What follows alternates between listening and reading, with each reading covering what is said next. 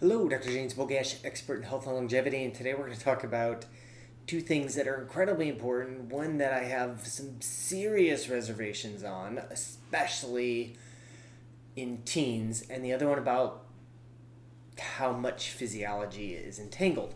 And this has everything to do with a recent study on teen gastric sleeve, so a gastric or weight loss surgery, gastric sleeve as opposed to bypass, and the effects on bone density and bone health.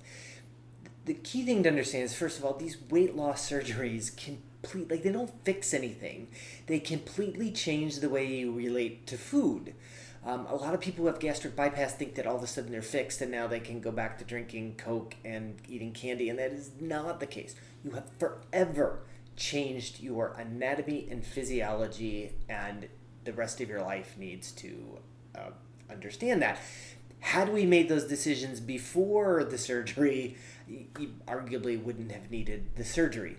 So the other thing to understand is that bone mass, like our bones aren't just an isolated tissue that we attach muscles to.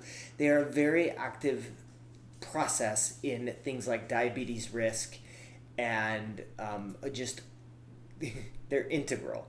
So I've taught a class on bone, gut, bone, or gut, bone, bone, as in how the gastrointestinal tract plays a role in bone health, and then bone plays a role in your risk of diabetes. So anything that is not good for your bone is not going to be good in the long run. So what did they find in these teens that had average age 18, and they had a gastric sleeve procedure, which, by the way, the gastric sleeve is like a slicing off of your stomach, portion of your stomach. We didn't need it anyway, so just take it out. It's like the gallbladder and the appendix. Like, it's just extra. No, the antrum, the region that's removed with the stomach, or I'm sorry, the fundus, produces stomach acid, which is absolutely critical for just everything related to digestion and health. Pepsinogen, which helps us digest proteins, and produces intrinsic factor, which helps us absorb B12. So removing those sections, you're going to see that you're just opening up a huge set of problems. So sure enough, in these 18-year-old, they followed them for 2 years, 25 teens in the gastric sleeve procedure, 29 in the diet and exercise group. Now, clearly the gastric bypass group lost more weight. As a matter of fact, the diet and exercise increased weight, which suggests that we're still not giving them good advice. But the biggest thing was there were some pretty serious changes in bone density in the gastric sleeve group. Both bone density dropped and fat in the bone increased.